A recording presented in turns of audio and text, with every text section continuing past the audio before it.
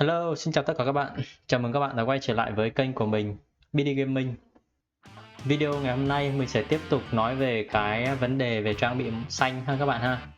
Cùng với cái series về trang bị xanh cũng như trang bị trắng thì hai cái video trước mình đã so sánh và phân biệt giữa trang bị xanh, trang bị trắng cũng như một cái video mình phân tích về trang bị trắng rồi.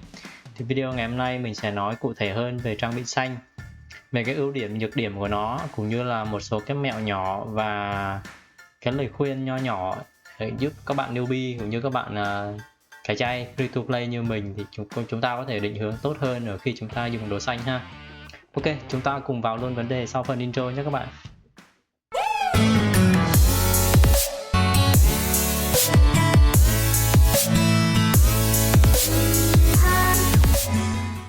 Trước khi vào nội dung chính thì mình xin lưu ý như thế này. Video này là video thứ 3 trong cái chuỗi stream mình nói về đồ xanh cũng như đồ trắng cho các bạn newbie. Nên bạn nào chưa xem thì có thể xem lại từ cái video đầu tiên, sau đó đến video về trang bị trắng và hãy xem video này sau ha. Tại vì tránh cái trường hợp như những bạn khác ở cái video trước, các bạn ấy không xem video đầu, các bạn ấy xem vào video thứ hai và các bạn ấy hiểu không đúng cái ý mình muốn truyền đạt trong video, và thành ra sẽ có những cái hiểu lầm không đáng có ha.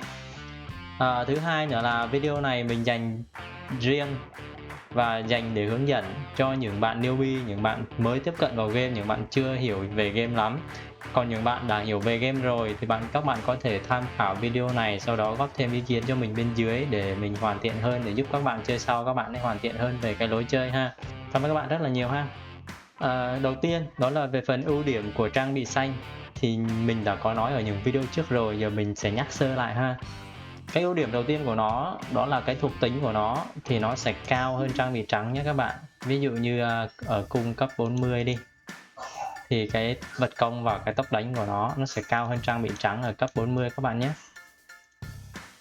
Đó, các bạn để ý giúp mình hơn. Cái thứ hai là khi chúng ta tinh luyện lên á, đây cái dòng tinh luyện này các bạn, khi chúng ta tinh luyện lên thì cái thuộc tính nó cũng sẽ được cộng cao hơn ở trang bị trắng các bạn. Cái ưu điểm thứ ba nữa là chúng ta có thể dùng cái trang bị xanh này có thể đến cuối game với một số người chơi. Như mình thì mình cũng có khả năng mình sẽ lựa chọn vũ khí đến cuối game là vũ khí xanh, mình không có đầu tư vì quý cam ha. Nên khi chúng ta dùng trang bị xanh thì chúng ta khỏi phải lăn tăn trong vấn đề đổi vũ khí. Vấn đề nữa ở cái trang bị xanh này mà trang bị trắng không có, đó là ở cái phần nội tại của nó. Nếu trường hợp nha, các bạn lưu ý cho mình là nếu trường hợp bạn nào dùng nguyên một set xanh, ok chưa, một set xanh, các bạn sẽ có đam lên boss rất là cao dành cho những bạn chuyên đi săn boss ha. Có rất là nhiều bạn rất thích săn boss nha các bạn, chỉ săn boss thôi để các bạn ấy kiếm được thẻ vàng, đồ vàng, các bạn bán được kim cương. Đấy thì đúng thật, nếu có thì các bạn rất là cao. Nhưng cái trước mắt khi các bạn đi boss đó là các bạn sẽ có su mini và su MVP boss hàng ngày. Các bạn lưu ý nhé.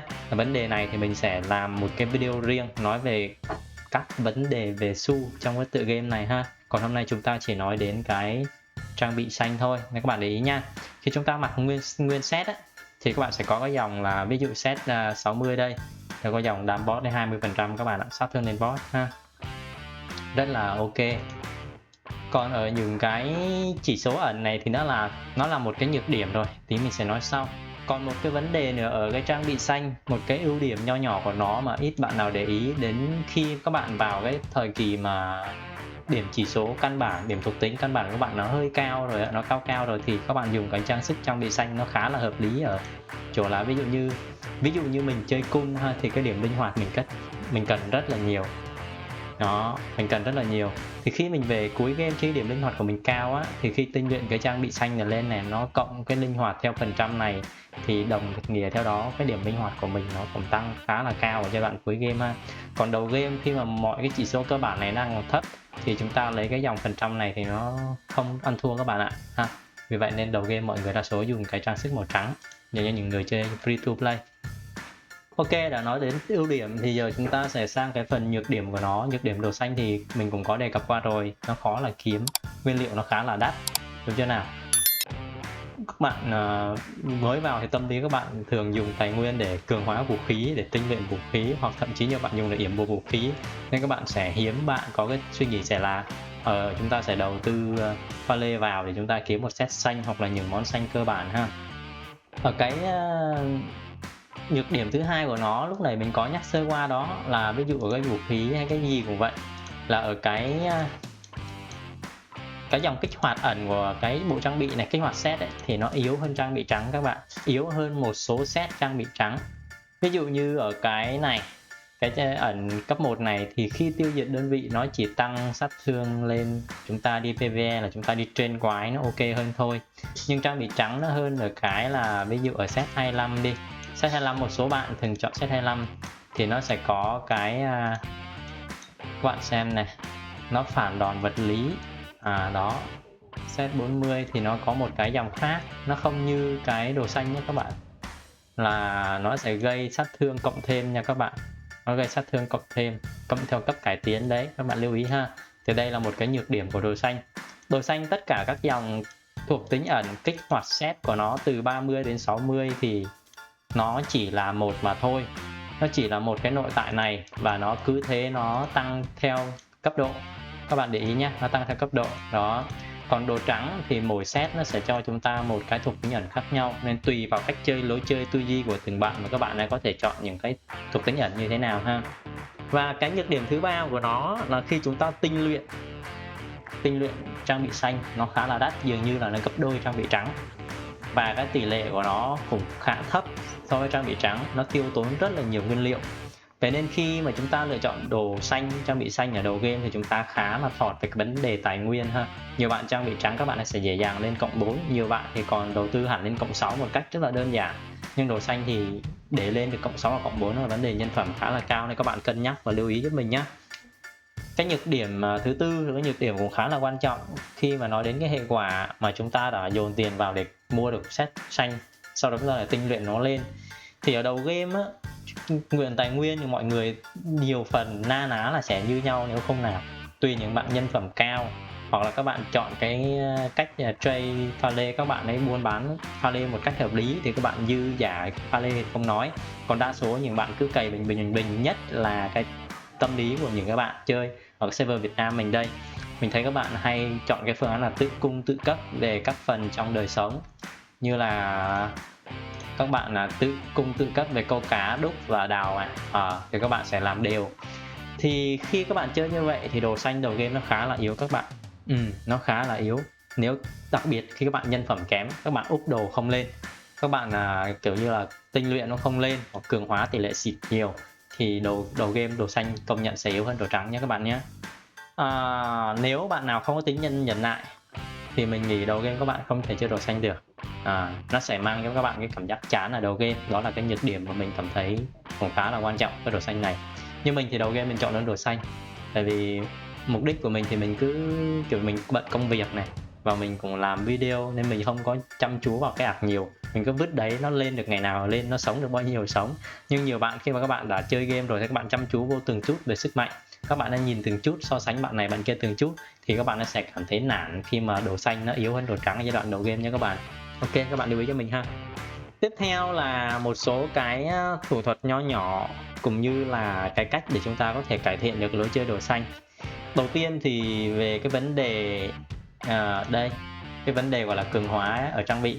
Các bạn lưu ý cho mình là cường hóa trang bị xanh và trang bị trắng, đá cường hóa, nguyên liệu cường hóa nó tiêu tốn như nhau và nó cấp cộng như nhau nhé các bạn.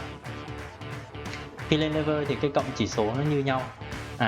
Về để khắc phục cho cái vấn đề mà chúng ta tinh luyện không bằng người ta thì theo mình các bạn hãy khoan tinh luyện mà tập trung vào cường hóa càng cao càng tốt.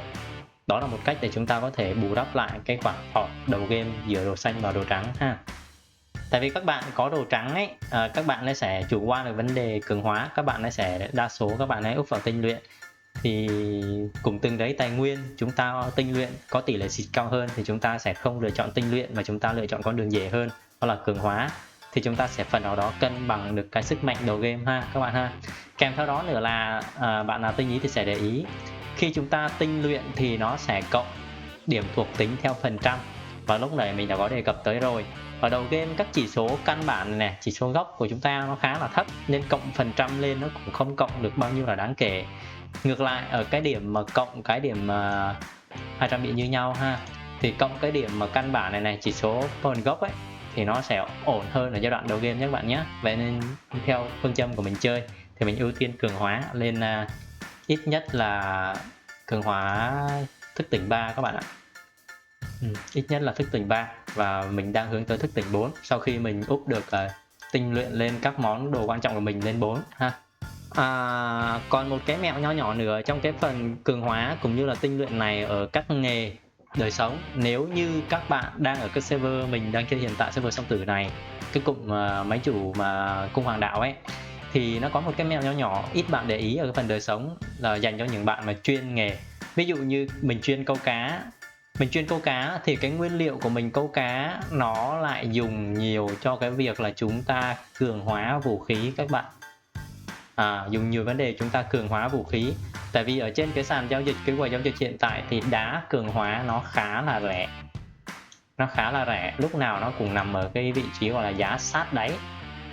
Nhưng mà những cái nguyên liệu về phần câu cá để cường hóa thì nhiều lúc nó lại lên rất là cao. Vậy nên cái mẹo nho nhỏ mình chia sẻ ở đây là bạn nào theo nghề câu cá thì ưu tiên cường hóa. Tại vì cái nguồn nguyên liệu chúng ta câu ra thì chúng ta tự cung được, và chúng ta chỉ cần đá thôi, mà đá thì khá là rẻ. Vậy nên chúng ta hãy ưu tiên chúng ta cường hóa vũ khí lên. Ngược lại ở cái phần tinh luyện chúng ta không làm. Tại sao?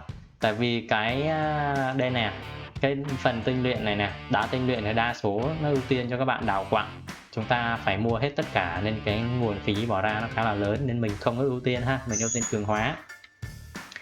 Thì mình đã nói đến cái phần dành cho những bạn câu cá, thì các bạn đào quặng các bạn cũng biết cái ưu điểm của các bạn rồi đúng không? Thì cái mẹo nhỏ thứ hai đó là ở cái các bạn theo cái nghề đào mỏ thì các bạn có thể ưu tiên về vấn đề tinh luyện vũ khí trước. Tại vì tất cả những cái nguyên liệu tinh luyện này thì nó đều thuộc bên đào quặng ha. Bên cường hóa thì nó ưu tiên cho nghề câu cá rồi. Đấy, các bạn đào quặng thì các bạn dùng những cái đá này các bạn đào ra. Còn nếu các bạn muốn ưu tiên cường hóa thì bắt buộc các bạn phải đi mua những cái vật phẩm như cá này, vỏ sò hoặc những cái thứ nó liên quan đến cái vấn đề gọi là câu cá đó, thì nó sẽ rất là tốn cái tài nguyên đầu game của các bạn ha. Một cái mẹo nữa là ở cái phần gọi là chế tạo trang bị, chế tạo trang bị xanh nhé các bạn. Ở phần trang bị trắng thì chúng ta có cải tiến trang bị trắng, nhưng phần trang bị xanh chúng ta có phần cải tiến. Đó là chế tạo cái trang bị thì cùng cái mẹo tương tự như lúc nãy là ở cái phần gọi là nguyên liệu, phần đúc nguyên liệu những cái vật phẩm này. Bạn nào theo cái nghề câu cá thì sẽ rất là lợi, tại vì cái nguồn nguyên liệu từ cái chức năng nghề câu này á, các bạn sẽ tự cung được. Còn cái nguồn nguyên liệu từ quặng đào này nó khá là rẻ trên quầy giao dịch, nên chúng ta có thể dễ dàng chúng ta có được cái nguyên liệu quan trọng như thế này ha.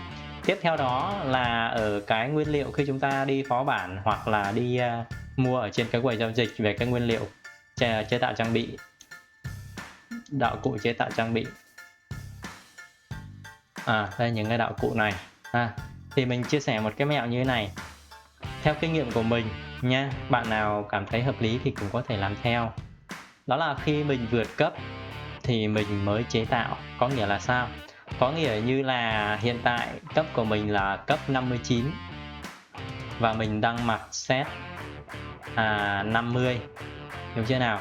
Thì mình đã chế tạo set 50 này khi mình bước lên cấp 58. Lý do vì sao?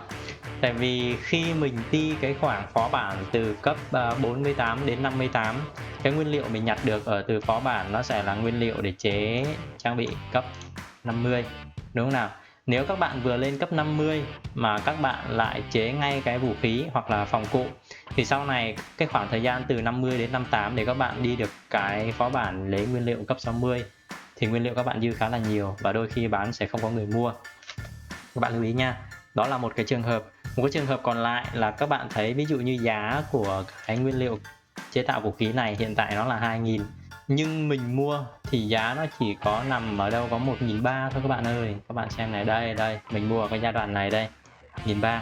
Thì các bạn hãy lưu ý, nếu các bạn đã có cái hướng dùng đồ xanh thì phải theo dõi cái sàn giao dịch ha. Chung quy là cái này, các bạn lưu ý ở cái cấp chung của cái server. Ví dụ như khi cái khoảng thời gian mà người chơi người ta đang ở cái giai đoạn từ cấp 48 đến 58 thì đương nhiên cái nguyên liệu này nó sẽ rất là nhiều ồ ạt lên cái quầy giao dịch thì giá nó sẽ hạ rất là thấp. Lúc đấy các bạn có thể tranh thủ mua về một phần nào đó để dự trữ, được chưa nào? Đến khi các bạn không đi cái phó bản 48 nữa thì cái mặt hàng này sẽ hụt, thì bắt đầu nó sẽ tăng lên, đúng chưa?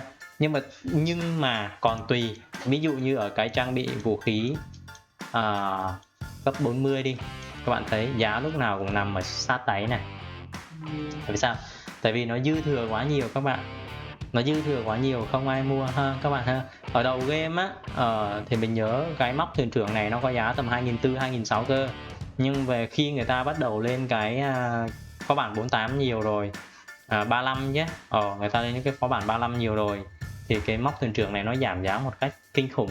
Thì chúng ta có thể đợi đến khi chúng ta đạt level 48, khi chúng ta đi một cái phó bản mới, thì chúng ta bắt đầu tận dụng những cái nguyên liệu chúng ta nhặt được trong khoảng thời gian từ 35 đến 48 đó. Chúng ta chế, thiếu bao nhiêu chúng ta lên quầy mua thì rất là tiết kiệm pha lê. Thay vì việc các bạn mới lên cấp 40 các bạn chế luôn, rồi từ 40 đến 48 các bạn vẫn đi phó bản 35, đúng chưa nào, chưa đi vào phó bản 48 thì các bạn nhặt được những cái nguyên liệu này về, một số bạn phải cầm đi thi shop để lấy Jenny để bán lên trên quầy, không ai mua các bạn nhé, lưu ý cho mình cái vấn đề đấy. Ok. Một vấn đề khác là vấn đề nhiều bạn là quay gacha, đi quay cái trang bị xanh đấy, thì mình nghĩ á, nếu mà quay gacha thì các bạn nên tập trung dồn tích su gacha lại số lượng lớn, các bạn quay 10 lần 20 lần, xác suất nó ra sẽ là cao hơn các bạn đi quay từng lần từng lần một. Và theo cái kinh nghiệm của mình, như cái server hiện tại quầy giao dịch, những cái món mà chúng ta mua như này nè, những nguyên liệu nó rẻ này á, thì mình sẽ không quay gacha đâu, mình bán su gacha, mình lấy tiền nó sẽ lợi hơn các bạn nhé.